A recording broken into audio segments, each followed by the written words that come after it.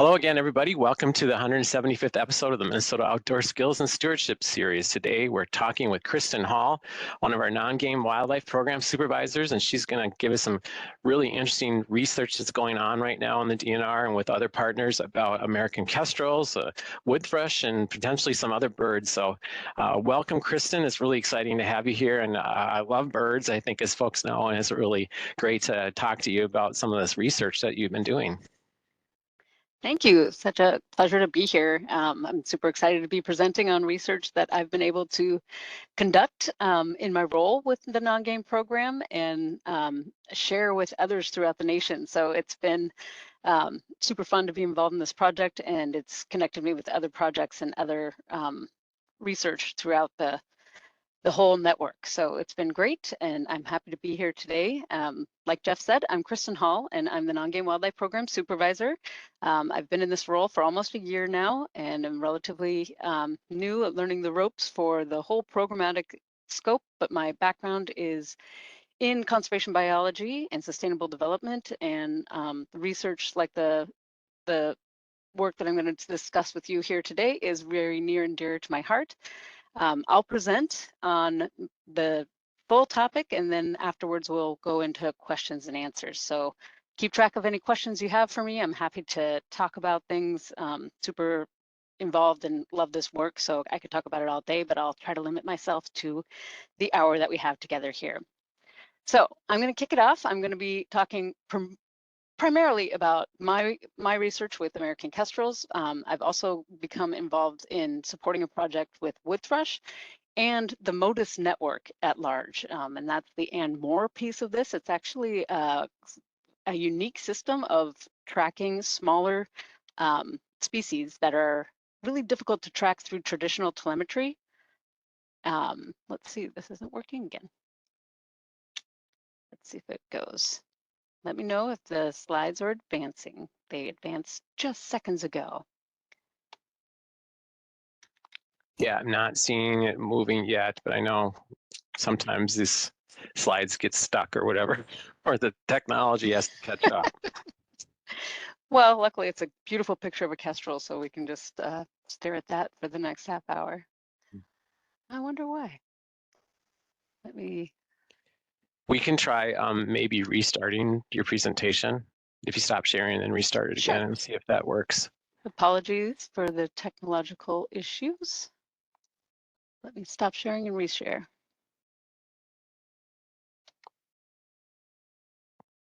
While Kristin's doing that, we could talk a little bit about the DNR. This program is brought to you by the Fish and Wildlife Outreach Program, which I work in. Kristin actually works in one of our other divisions, the Ecological Services and the Water Division, and the non-game program resides within that division. And we've been trying to bring in a lot of different topics and programs that are connected with wildlife and fishing, and it's been great to have our partners in our other divisions like EcoWaters to be able to help them work with us. So I can see your PowerPoint is up again, and let's see if we can advance it. Not seeing anything yet. Trying all the buttons again. Have you used your mouse to try and click on some of it? Yep. There, finally. Yes. Working. Okay. Thank you. Thanks for giving more context to our positions and our divisions. The DNR is quite an organization with many departments and sections, so I appreciate that, Jeff. Sure. And I appreciate your patience with the technology. So, as I was saying, I'm going to jump in by first talking about Motus, the network that we're using to do this research, and I'll highlight two projects in particular, the American Kestrel work and wood thrush work that I've been involved in.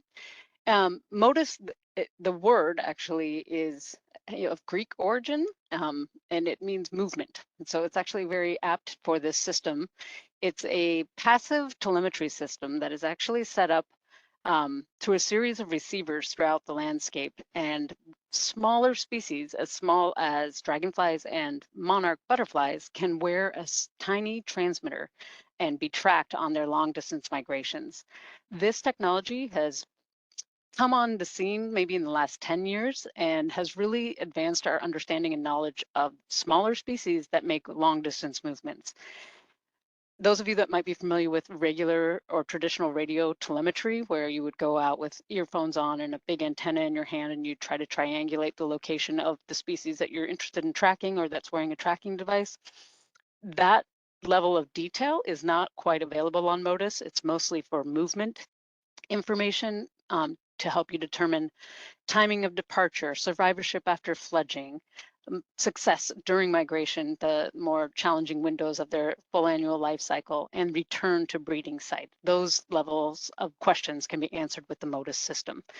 I'll first start talking about Motus in general and how we came to decide to use Motus for tracking kestrels rather than other systems that are available out there. Then I'll highlight the wood thrush project. That is a broad scale project that involves many partners and kind of speaks to the crowdsourced nature of Motus as it's set up. And then I'll give a little highlight on some ways that people can get involved with not only research like this, but other research questions that we really do need to take a crowdsource approach to. Some of the questions are seemingly very simple on the surface, but really take a lot of data to get to the answers. And to get that amount of data, we really need community science efforts at the helm of it. So that'll be the topic and flow of my presentation. And let's jump into first saying thank you. A lot of people end their presentations with thank yous. I just wanted to start mine with thank yous. None of this would have been possible without really key partnerships that I've been able to develop and great relationships of mentors and colleagues of mine that have helped me along the way in getting this project for kestrels off the ground. Like I said, I'm a conservation biologist, wildlife biologist background, and to run Motus, you need a bit of engineering savvy, a bit of creativity, some mechanical skill, all of which I had to build on the fly. So you'll see as I get into this presentation that it was a DIY kind of approach to getting this system built in our state, and it took a lot of folks to help me out along the way. This picture is of the main partnership that helped me with kestrels. Mary Lee is the blonde in the picture, and she works at Arden Hills Army Training Site, which happened to be my main study site for this. She and Mark Martell had been working on kestrels there for quite a long time and welcomed me into their program and project to start doing some tracking and answering some questions that we came up with due to kestrels' declining nature over the last couple of decades. So first, Motus in North America. Motus is a wildlife tracking system, like I said. It's like if you gave a cell phone to a kid and it pinged on every cell phone tower. That's how we're tracking these animals. So we're not actually going to their location. They are tracked as they pass the receiver. So it doesn't give you that high quality level of habitat information that we might want to know about various species, but it does give you that movement level of information. And in 2020, the DNR partnered with 6 Midwestern states and 2 countries to grow the Motus network within the Midwest. In the next couple slides here, I'm going to show you some maps, and those maps show yellow dots throughout the nation. Those yellow dots are the receivers. Receivers are sometimes referred to as stations or sometimes referred to as towers. They're basically just a big antenna on a mast pole with a receiving unit on the bottom of it. That is the location that we get from the bird or bat or butterfly that it's wearing a transmitter. If it passes one of those within range, then you get a ping and you know that the species is on the move. This is what the Motus network looked like in 2018. Hoping you can see all those little yellow dots, but what you'll notice about those yellow dots is that they are predominantly along the eastern coast and within Canada, some of which are in the Gulf Coast as well. So Motus grew out of the east and Canada. It's administered by Bird Studies Canada, and they've really grown their staff over the last few years as well because the Motus network has grown over the past few years. Like I said, in 2020, Minnesota DNR became involved with a collaborative project to help grow that network, foundationally build the network of receivers throughout the nation so that then research could begin on this system. You can see from this circled area that the map before had hardly any if any, yellow dots in it. And now we have quite a few. I'm hoping you can see my pointer, but you might not be able to. In Minnesota, we kind of go from the northwest corner of the state, crossing diagonally all the way down to the Mississippi River with our yellow dots. The Motus by numbers of how it's grown and how it's been developed throughout the world. There are about 417 species that are currently being tracked, or projects that are looking at are using Motus to track small species that are highly mobile. There are 817 Motus projects, and there have been 51,528 individual animals or organisms detected throughout the Motus network. So on all of those yellow dots, and I'm just showing the Americas here, but there are some stations all throughout the world. All those yellow dots are detecting various numbers of species as they go through their migration and their full annual life cycle. There are 4,107 Motus stations altogether, and 1,105 of those are within the US. So we have about a quarter of the stations within the United States alone. Quite a few of those are also in Canada, and they're really growing out the network on the hemispheric scale through the Central and South Americas. Our little contribution to this large scale effort, the Minnesota DNR hosts 10 stations. So we put out 10 stations in Minnesota. Last I checked, there are about 20 stations altogether in Minnesota. So we've not only put up our 10, but NRRI out of University of Minnesota Duluth has hosted stations. Various nature centers have hosted stations. There are university efforts that have hosted other stations, and the U.S. Fish and Wildlife Service has also host stations within Minnesota. So we host about 10 of those. We have 8 towers that have active detection. So 2 of our towers have not detected anything yet. We've checked to make sure that they're working. We have a test transmitter that can actually make sure that they're working, and they are. They just don't, maybe not in the flyway of tagged species that are passing by. And of our 10 towers, we detected up to 16 different species. So that's kind of Motus by the numbers, what we've contributed to the network. And this is what I mean by crowdsourcing. Like, the way we built the network and our efforts to lay that foundation has enabled all of this research to happen. So there are 2 different factors that contribute to the network overall: the stations, and then once the stations are in place, any researcher that has the right permits in place can put a tag on a species and get their questions answered throughout the network. And you can access that data through an online portal within Motus. So these are our towers. And like I said, they're called towers, stations, receivers. Those names are used interchangeably. We have them on a diagonal line throughout the state. The intention is to set up kind of a north-south fence. So when species cross from north to south on their fall migrations, or vice versa on their spring migrations, you'll be able to detect passage.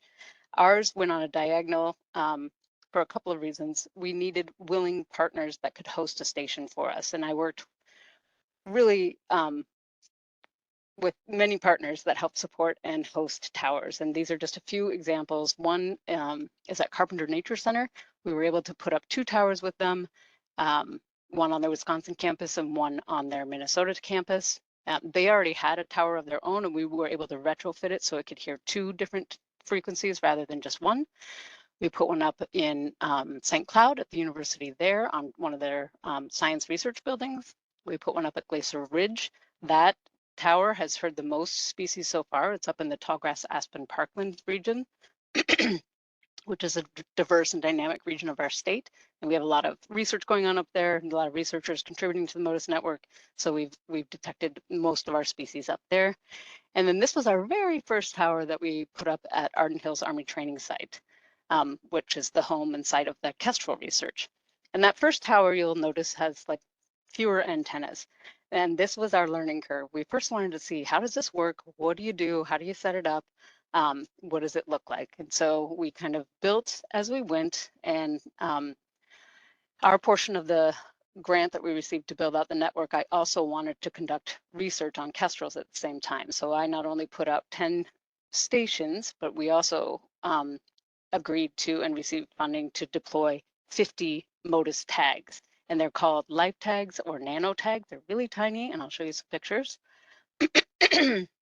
as the conversation goes on.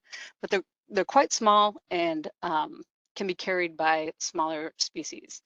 So I'm now going to jump into the details of the kestrel work within the Motus network and why we ended up choosing Motus for kestrels. First, I'll talk about a little bit why are we interested in kestrels. They're fairly common. I'm hoping many of you have seen kestrels out in the landscape, and it's kind of one of those birds you're like, yep, they're always on the telephone pole or wire, and they're always in kind of the open oak savanna, maybe grassland habitats. What our findings are to date using Motus to track these birds, and what some of the future needs are that we're discovering.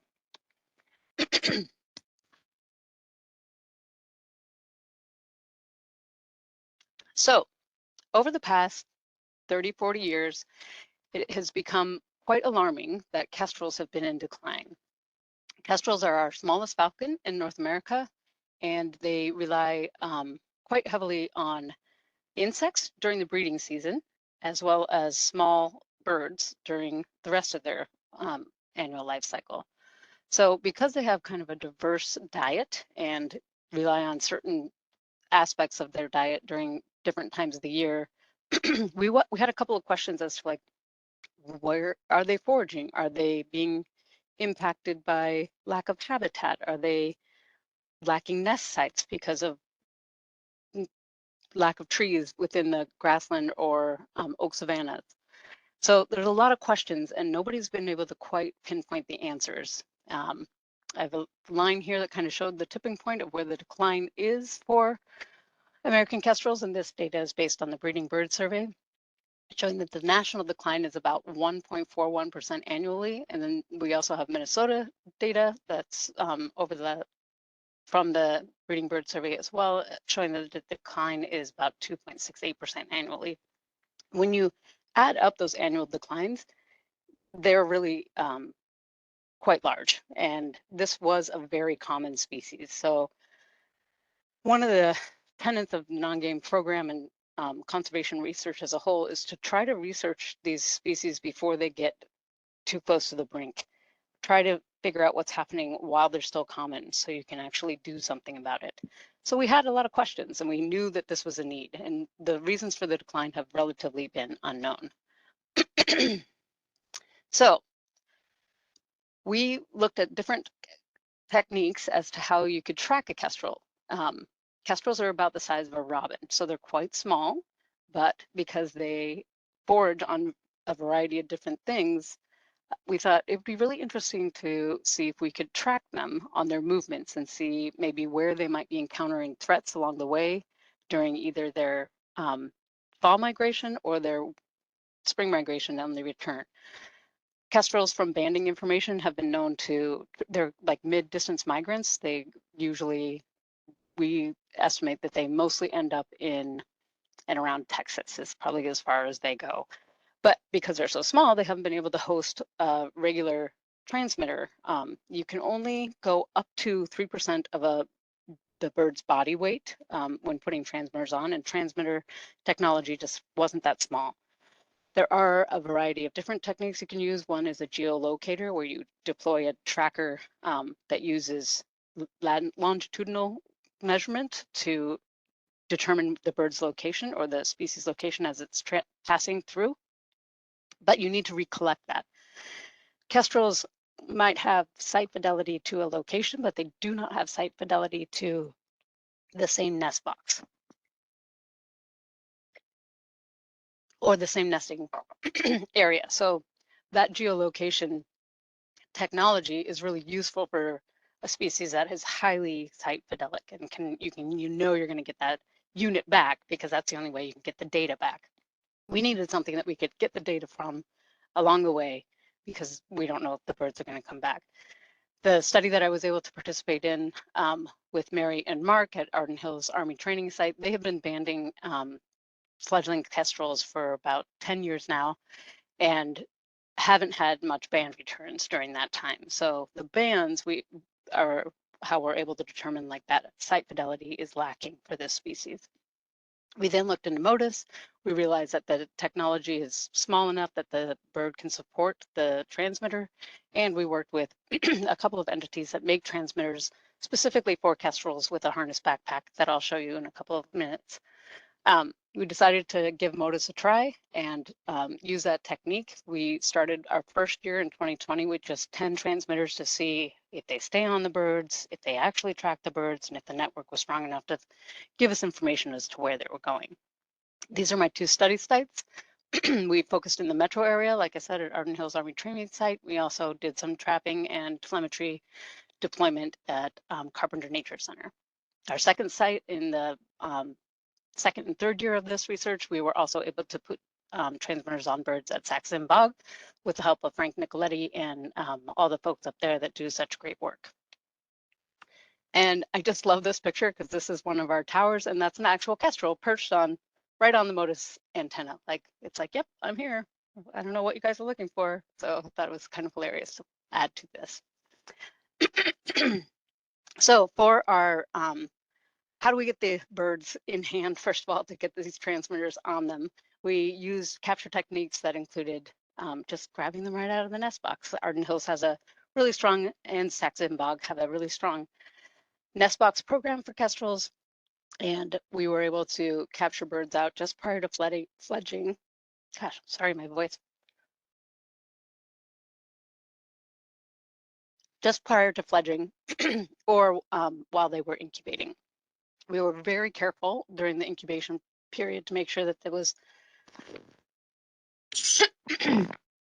that it was an established nest and that they were in that brooding period, so they weren't going to abandon the nest. And of all the tags that we did put on adults, we didn't see any nest abandonment due to our tagging. We were able to put life tags on and a backpack style. We put out 54 of them, and this is just showing the transmitter, and this little harness is actually a 3D printed harness that we were able to use from Cellular Tracking Technologies. They developed it in concert with Cornell Lab, and it's a very handy, slick way to attach these. This little circle goes over the kestrel's head, and this wraps back around and under the wing and attaches to the unit. And this is one of my favorite photos. This is an adult kestrel in the nest box, and you can see the antenna just coming up here, not interfering in any way with her ability or his ability to incubate and procure for the nest. And the antenna is flexible enough that it didn't cause any issues.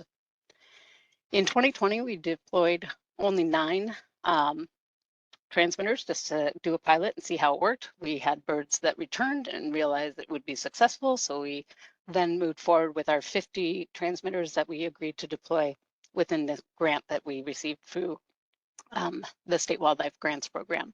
We deployed 24 in 2021 and 25 in 2022.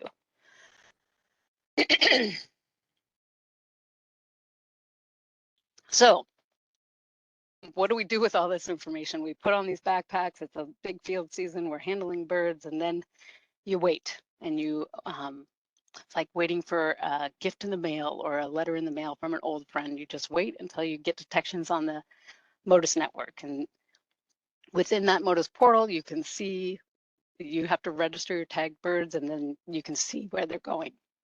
This is our detection summary overall. So this is the class of bird. We did put transmitters on all ages.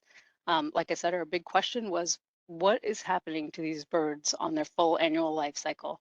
Are they successfully getting between their breeding and wintering grounds? Are they successfully fledging and dispersing from their nests? So we did hatchier birds that are the first birds of the year. And then we did after hatchier birds, which are we consider adults. We did about 21 of the young birds and 37 of the after hatch year. And you'll notice here, highlighted in red, I have the detections within the breeding area and then the detections outside of the breeding area on the Motus Network. And that distinction is important because we do try to put tags out where there are existing towers. Within that first year, the Motus network wasn't fully built out yet. I showed you that difference between 2018 to now. That all those yellow dots weren't fully on there. And so the detections in the early part of the research, that first 24 species that were there, some of the tags were deployed in areas where we didn't have towers quite put up yet. In any case, our hatchier birds, we didn't really hear a ton from our hatchier birds post-dispersal. We know they successfully dispersed because our main tower at Ardent Hills was our primary tower, so we knew that they successfully dispersed or left their breeding grounds, but they weren't detected ever again after that. So there's definitely a highlight of the juvenile phase on their survivorship into breeding and adulthood.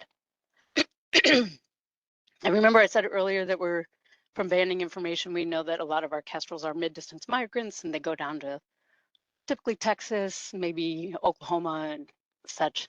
We found quite a few surprising distances that are traveled by our birds that were wearing these Motus tags. And again, it relies on the Motus stations to detect them as they're traveling. But we had a few that went down to Veracruz in 2 different age classes and in multiple seasons. And I just have the information from 2022, but we have other birds that have also gone down to this area as well. And that was a really fun and exciting find that we're now seeing that they go much farther than we anticipated.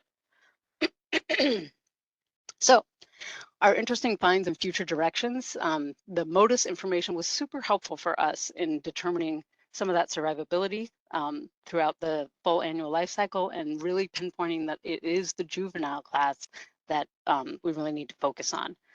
That's enabled us to run a new study using cellular tracking technologies that use cell towers. Like I said, if you give your kid a cell phone and then you get to see where it goes because of the cell tower pings, it's similar to the Motus network.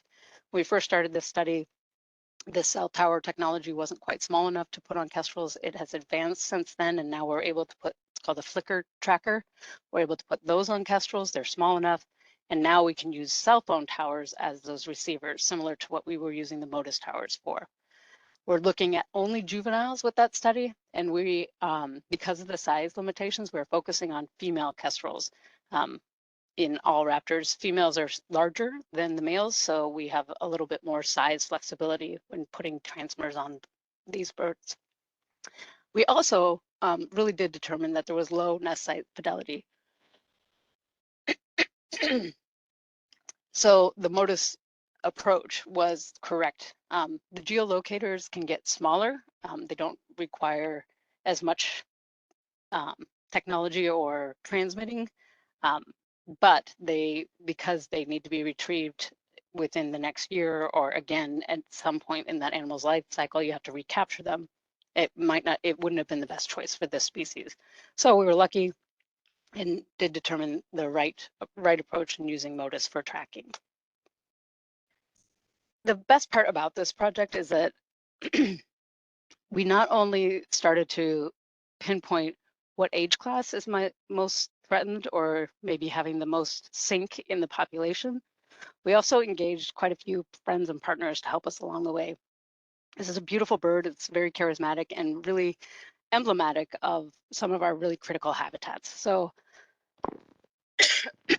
as far as actions associated based on this research, we're now looking at the travel of those juvenile birds and trying to get more fine detailed information as to when they might be facing the most threats. Is it that first fall migration down and where it might be occurring? Are they making it all the way? Are they returning? Or is it that spring migration on the way back up? The first year of many species' lives are fraught with threats and dangers because they're learning. Once you get past that first year, you're much more able to invest in the future of the population and go on to breed and things like that. So we've realized that juveniles are our weakest point, and we've also been collaborating on a national level with the Kestrel Working Group to pinpoint various hypotheses as to what those threats are that they might be encountering and how we can alleviate those threats. Some of those threats are habitat-based. Some of those threats might be exposure to toxins, and those are the types of investigations that we're going to be further investigating we're not leading that work, but we're interested in it. We're helping with those hypotheses, and we're helping other researchers use technologies like this. So I'm always on calls with other folks talking about kestrels, what we found, and sharing our information. And the Motus Network is really the paramount place for sharing and connecting with other researchers that you may not have found previously. So that's our kestrel work. It's been a pure joy to work on over the last 4 years, and we hope to continue working on it so we can actually stem the decline and reverse it, is the main goal. And I'll jump in now to the next project that we were able to participate in on more of a supporting role. And this picture here is of Sarah Kendrick. She's been a very amazing proponent of Motus over the past 6 years. She works for U.S. Fish and Wildlife Service, and she has this brainchild of doing a broad scale community project on one species over their entire range. And the wood thrush was chosen as a species. Its range for breeding range is between central and eastern US, and then it goes down into Central and South America. So we wanted to find out where this bird is going, what it might be exposed to along its full annual life cycle. And again, Motus was a great selection for that. Sarah rallied, I think, 26 states to be involved in this, and 6 different countries. And the Minnesota DNR contributed by supporting 25 tags. We worked with Camp Ripley biologist Andrew Herberg and Andy Forbes from the U.S. Fish and Wildlife Service to deploy those tags. And we were able to put out all of the tags that we contributed to the study this summer. And again, the reason we're doing this work is to look at range-wide data on a wood thrush to lead to better understanding of their local movements prior to migration, where they're going during migration, what their site fidelity is like, what their routes are, and what their year-to-year survival rates are. This just started this summer, and throughout the huge partnership that Sarah built, they've deployed 568 wood thrush tags in the US. They have Minnesota put out 24 tags, 22 on males and 2 on females. And that's based on, like, they knew they'd catch more males because they're more territorial and they are more vocal, so you know where they are. But we knew that that would be a little bit of a skewed sample, and that is fine. This is what those tags look like. And if you remember the kestrel tag, quite a bit bigger. This tag is quite a bit smaller, and it's not put on a backpack, it's put on a leg loop style. So it actually sits a little bit lower on the bird's body, but again, that antenna, and it sits flat on the back. And this winter, there are 100 tags scheduled to be put out in the wintering areas of this bird in Central America. So right now, we're eagerly awaiting to learn when they leave and where they're going to be going over the next fall migration. So if you're curious and you want to look at the wood thrush, go to the Motus website and take a peek at wood thrush projects. I can't remember the specific name, but if you just search the wood thrush species, you'll look at one that's range wide, and it's going to be pretty exciting to follow. So that brings me to the opportunity to be here and share this great information with you on the MOS, I guess, lunch hour. And MOS stands for Minnesota Outdoor Skills and Stewardship. And we really, in the Nongame program, focus on the stewardship piece. We are stewards for wildlife diversity with our partners and with our colleagues within the DNR. And I just thought it would be a great opportunity to highlight a very cool tool within our research realm, Motus, that is a crowdsourced way to share information, support other researchers, and foster that communal sense of getting an in-depth understanding of these species that we previously weren't able to learn much about other than through band returns, which really gives you 2 points in time, when they were banded and when that band was collected or returned. This has really opened our eyes to many different species, how they move. We use it on bats. They've been using it on monarch butterflies and dragonflies, and it's opening up a lot of information for research, knowledge, and understanding actions that can be put into place to protect species in the future. And I just wanted to give a couple of examples of crowdsourced or community-based work that is in play currently, that if you're interested in this type of effort and want to be more involved, there are many, many different examples of community science out there, from eBird to iNaturalist. Like I mentioned before, the Breeding Bird Survey. Minnesota completed their Breeding Bird Atlas recently and are probably going to be ramping up to do another one not too distant future. The Frog and Toad Survey, if you're interested in different taxonomic groups, there's plenty of opportunities. The Bee Atlas is a good one. Bird City is a great community-based effort for conservation actions in your community to help support birds. Minnesota Plant Watch is looking at rare plant species throughout the state and having amateur botanists assist us in that process. So there's tons and tons more. I just kind of put a smattering up there for your information if you're curious to follow up on other examples of what these are. And then if you are interested in how you can help and how you can be involved in the stewardship process, dig around on that Motus site and look into who's doing what levels of research. Look into species that you might be interested in and that you can contribute to by putting out tags if you're a researcher yourself. Share this information with classrooms if you're a teacher. They do have a lot of resources in the Motus network that you can use and follow birds and follow projects. It's really, really fun information. Participating in community science. I just listed all of those on the previous slide. Volunteering is a great way of giving back and investing in stewardship of wildlife diversity, time, expertise, and skill. And then there's direct contributions. And one important one that always is really well touted is participating in hunting and fishing. Those licensed dollars, they do go to conservation on the ground. There's also direct donations. There's tax checkoff for the Nongame Wildlife Program, and then our cool license plates that we can put on our vehicle and support wildlife and conservation projects at the same time. So thanks for the opportunity for letting me share our cool research and ways that you can get involved. And I now would love to take any questions. And also wanted to point out that this work was supported by grants and the Nongame Wildlife Program, our LCCMR Environmental Trust Fund, and the Sport Fish and Wildlife Restoration. So thank you. Thanks, Kristin. Excellent information and really cool to see all the good work and important work that your team and others in the department are doing to really address what's going on with some of this wildlife in Minnesota. So thank you. We do have a couple of questions, and I again do want to let folks know if you have other questions, please put those in the Q&A and we'll address as many of those as we can during the next 20 minutes. But if you missed it in the chat, we've had several links that have been put up by Cassie to give you further information if you want to explore some of the things that Kristin was talking about and opportunities, as she was saying, about citizen science and citizen input. And then I just want to reemphasize the Nongame program and the ability to donate.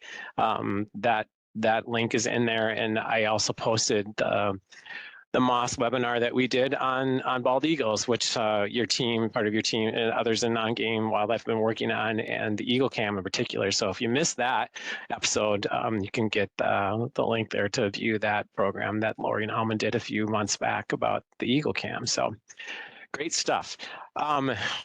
First question is one that I had too. Felicia is wondering, how sensitive are the towers, and particularly how close does the bird have to be detected, or what's the range of the towers? Yeah, that's a great question. I should have included that because it's always asked.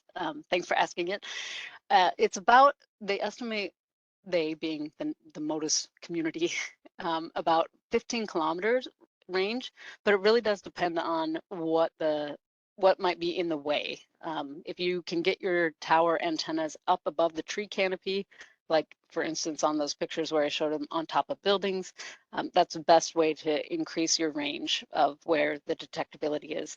And it isn't just a radius of range, it's kind of a clover leaf depending on where the antennas are pointing. And so like I said, it's an estimate of range, and we would love to actually take a test tag out there and test our detectability ranges on each of our towers. We just haven't had time to get that level of information. We know that they're detecting birds outside of our range of sight, and so we'll stick with that 15 kilometer range.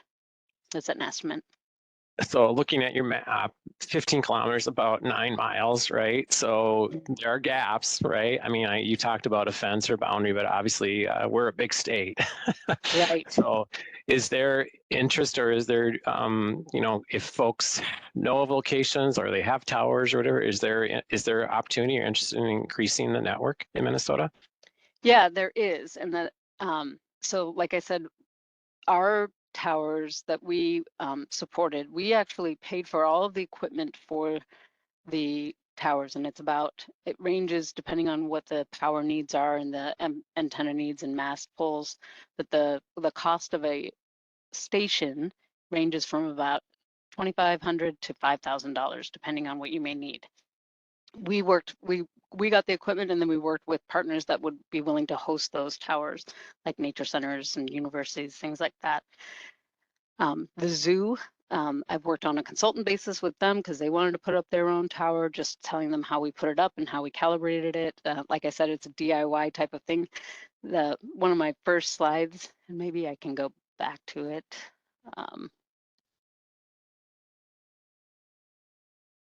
I don't know if it will show, but one of the first slides I had in there showed this box that looks like a basic motherboard of a computer. That is what you get. That is what your receiver is. So you have to figure out how to hook it up, figure out what the directions are of each antenna. It takes quite a bit of engineering to get it put together. If anybody's a ham radio specialist, you would love Motus. And we've had ham radio folks help us out with it because it's not intuitive, but they really loved putting these systems together and getting them out there. If you are interested in putting up a Motus tower or want to support a Motus tower being put up, you can either get a hold of me and I'll put you in touch with some of the Motus representatives in the Fish and Wildlife Service, Sarah Kendrick being one of them that I mentioned before, but American Bird Conservancy also has a Motus technician on that works with Motus deployment throughout the nation, and Bird Studies Canada is the other connection. So I can connect you with those if you're interested in learning more. Yeah, and Felicia, and she specifically asked about towers in Fargo, Moorhead, Fergus Falls, and or Alexandria. And I noticed there actually was not much along that corridor of I-94. So she should reach out to you. You've got your email there Yep. on the screen. So, but with that reminder, I'm going to actually ask you to stop sharing so that we can see you up close. And Carolyn should have had a kestrel a at the end. yeah. Carolyn had a related question and kind of talked a little bit about that, but does the size of the tag matter and how closely, because you notice there's some difference between some of the animals, right? Does that matter on detection? That is a good question. I've really only worked with the kestrel transmitters and then now the wood thrush transmitters. I don't think so. I think the transmitter is just so it's a passive transmitter system. So it just emits this tick basically. Okay. And then it gets picked up by the antennas, and it's that antenna's reach that you really are interested in, and the bird just has to pass through it in order to get detected. So that transmission is probably not the strength of the transmission from the small tag doesn't necessarily impact the detectability as much as the receiver does. And height, you kind of touched on that. The height of the antenna does matter. So yes. If you have a higher tower, I'm thinking, especially in that area of the country we were just talking about, there are like old water towers or windmills, old farm windmills and towers like that, or taller grain bins, that kind of thing, silos. Yep. So yeah, I wonder if those might work. Then you mentioned that we've detected 16 species in Minnesota at our antennas or through the receivers, but there's 417 species tracked. That's a big difference. Maybe just talk a little about why we see, I mean, first of all, we don't have a lot of towers. I understand that, but it has to do with the species, right? Yeah, that 417 species tracked is worldwide. Okay. So it's not just within the state of Minnesota. I wish I would have gotten that information. I don't know how many tags have been deployed on what specific species in Minnesota. And it doesn't necessarily need to be deployed in Minnesota to be tracked in Minnesota. So us detecting at least 16 species on our towers alone is a pretty good representative of the research that's happening within this region. So I know there's Sure. folks in Illinois that are working on soras and rails, and we've detected some of their birds here. There's folks that are working on golden winged warblers in Wisconsin that we detected some of their birds here, and vice versa, they Hmm. detected some of our kestrels. So it's all been bird species so far. Okay. For our detections, we haven't had any insects or bats, but I think that's in part because the network is, I mean, that network has just been newly built out over the last 3 years. And so now that that's established and there, I think people are going to be like, oh, let's find out more, especially about bats. I think bat is a great place for Motus to help out on bat research. Mm, nice. Let's talk a little bit more about kestrels and do they, I was thinking about this as you're talking. Do they migrate in mass, or is it pretty much individual migrations or family migrations? Do we know from this research anything about that? A little bit, yeah. And like I said, we've been contributing or participating in a nationwide kind of decision-making process about what hypotheses we should invest in for determining why kestrels are on the decline.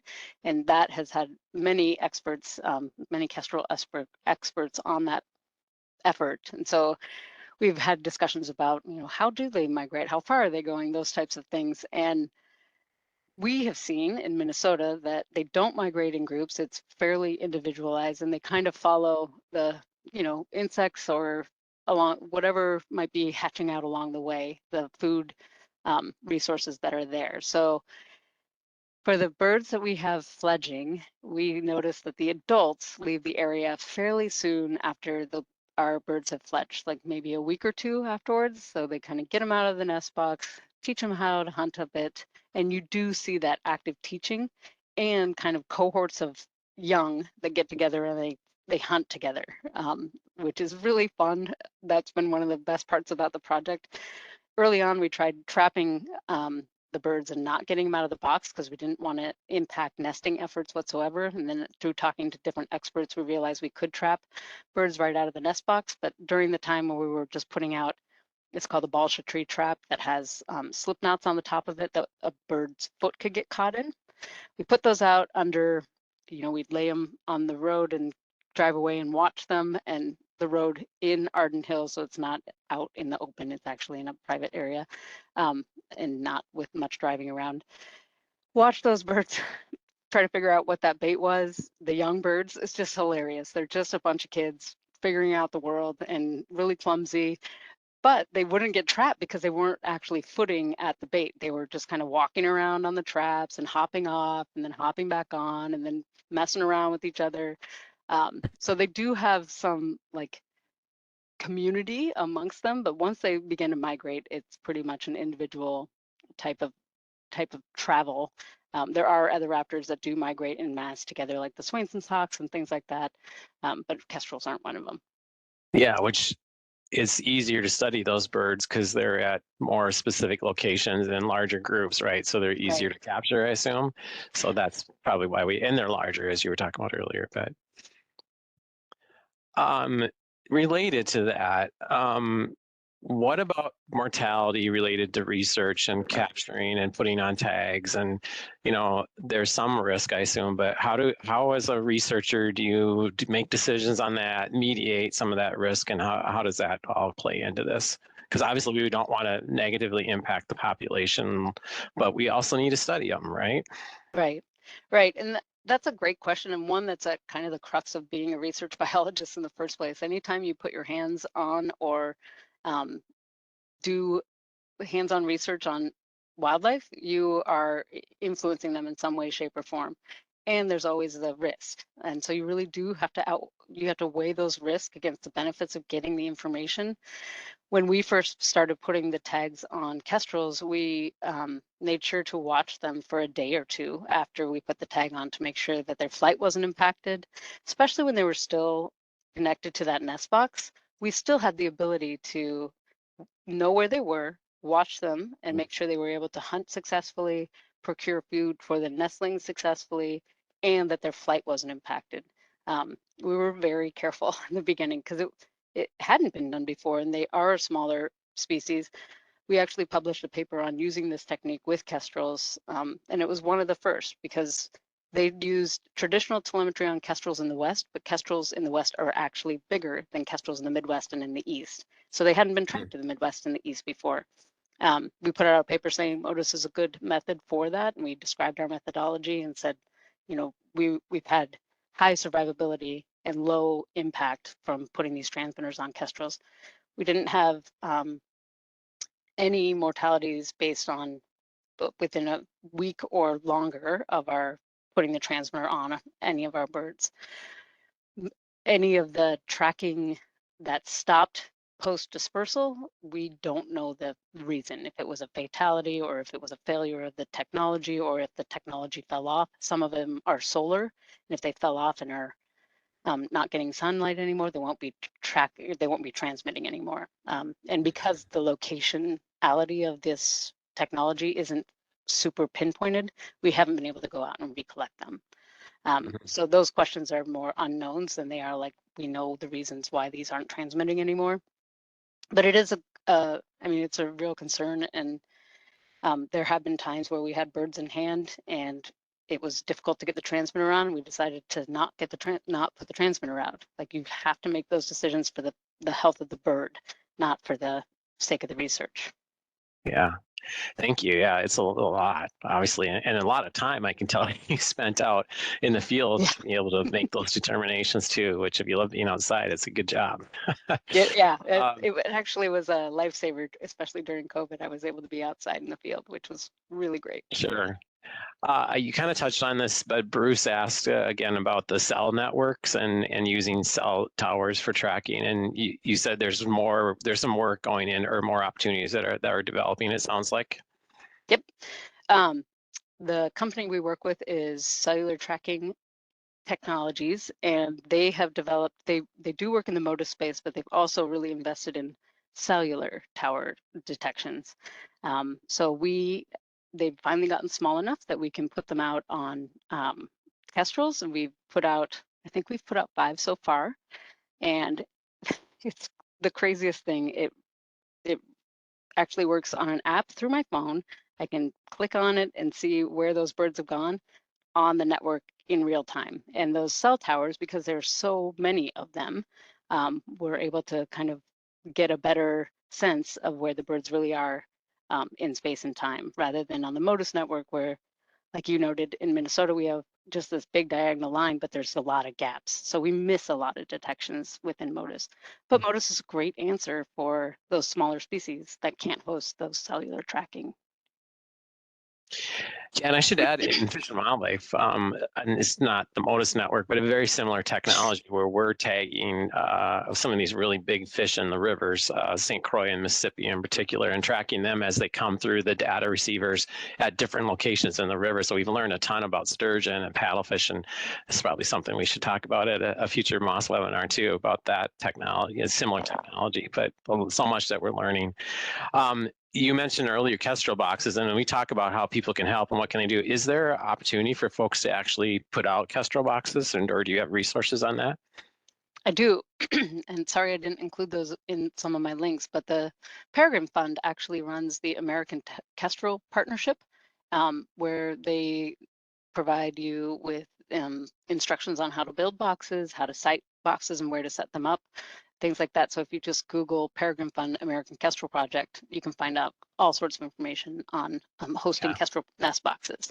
And it really does matter the habitat that you put them in. You might not want to put them in your heavily forested area if they are a grassland species or a oak savanna level species. They do really well in farm communities.